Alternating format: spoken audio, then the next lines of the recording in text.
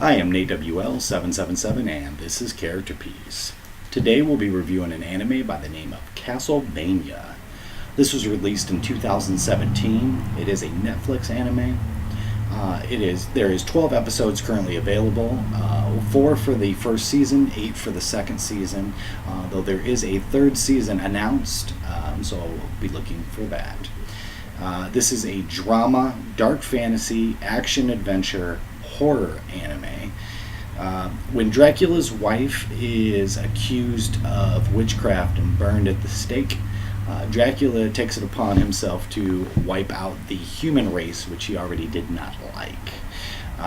It is up to Trevor Belmont. He is the sole survivor of the Belmont family, to join forces with a magician named Sypha and Dracula's son Alucard, to take up arms against him and stop him from eliminating the human race. I'm going to start here with the animation. First off, the animation is very good. It's very clean, extremely well done. It's well designed. All of the characters are well designed. The world itself is fleshed out real well. I think they did a very good job creating everything.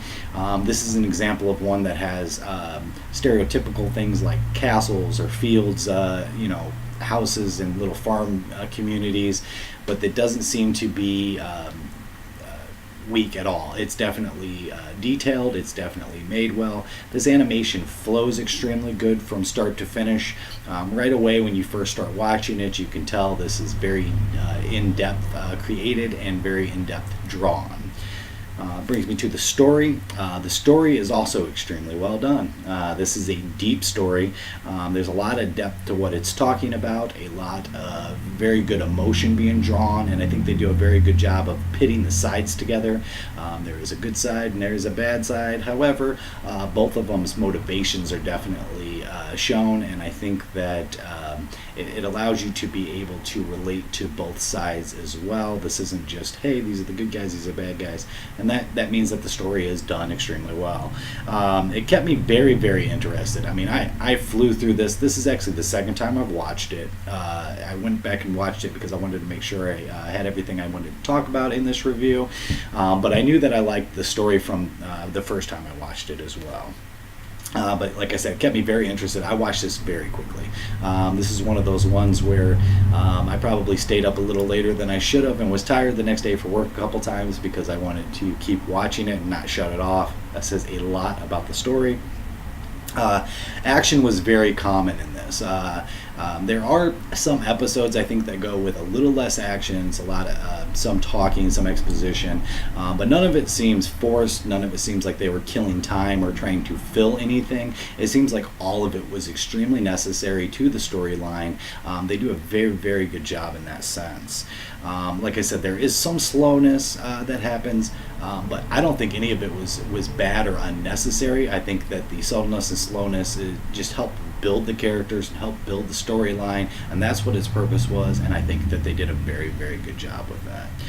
It's also got some humor in it as well, which was very much appreciated. This is a bit of a darker content kind of material, and it can easily, as I've said in some other reviews, need to have some levity in it. This one does have levity in it, and I think that definitely helped. It wasn't overly done, but there are moments where you find yourself laughing at the situation, and I think that was very much appreciated and well done. The characters themselves are fantastic. I very much cared for all of these characters, not just the good guys, but the bad guys as well. Pretty much all of the characters, I think, are well fleshed out. All of the motivations of the characters are very well fleshed out. I very much bought all of these people.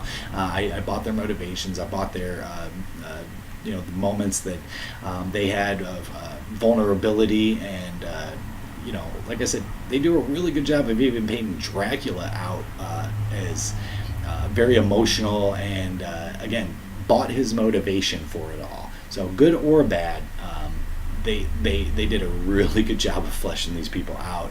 I think I really kind of struggle to say what the best part of this animation is. I usually like to point those things out. I kind of feel like they just did a good job on every level, so it's hard to say what the best thing is. Animation was very good, story was very good, characters were very good, voiceover work very good as well. I love these kind of animations that hit on all of the different points. It's so easy to watch when it's that way. I don't remember anybody. There might be a little bit of characters in there that kind of maybe get on my nerves, but more to the point of that's just the kind of person that I don't like. It still was done well as far as bringing that person to life, even though that's the kind of character maybe I don't really care for.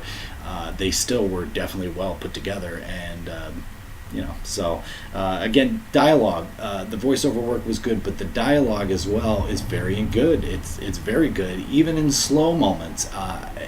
When they flesh out some of these characters and they go to the backstories, I mean, all of it is done extremely well.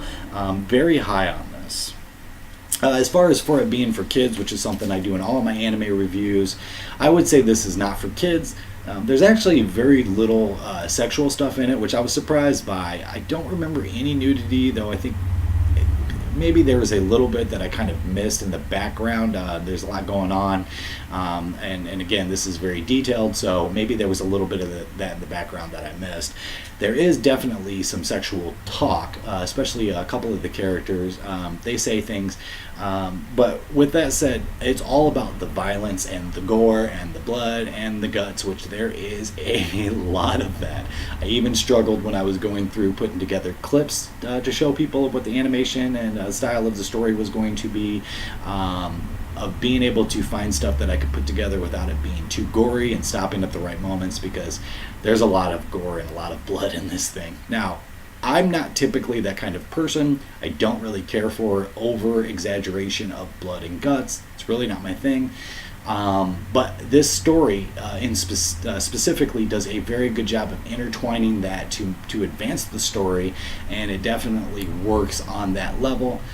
So while there is a lot of gore and blood and guts and killing, this is the kind of story that it goes along with. It's very necessary, and I did not mind it at all. I thought they did a very, very good job of bringing that to life and making that visually stunning. But I would not let my kid watch this until he got older, just because it is so violent. Just too much. Just too much violence. As far as my favorite character is concerned, my favorite character is actually Sypha. She's a magician.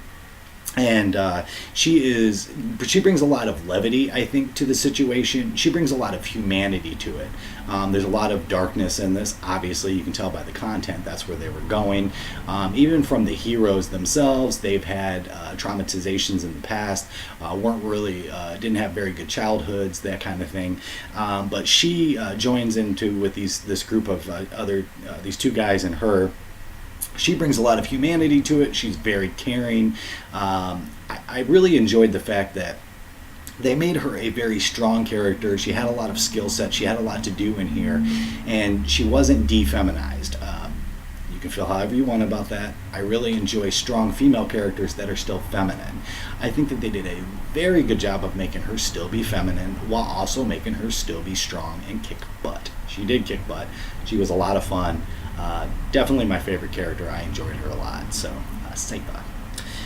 Okay, that brings me to the rating here. First off, I just want to point out that I had very little negatives in this. Very little negatives. This thing is extremely well done. When I first watched it the first time, I fell in love with it. I rated it pretty high, but going back and watching the second time, I actually rated it even higher. When, the first time I watched it, I wasn't thinking about doing reviews for it. I wasn't critically thinking about it. It was just like, man, I really enjoyed that from an overall perspective. Going back and watching and really paying attention to everything that they're doing, this thing worked so well on so many levels.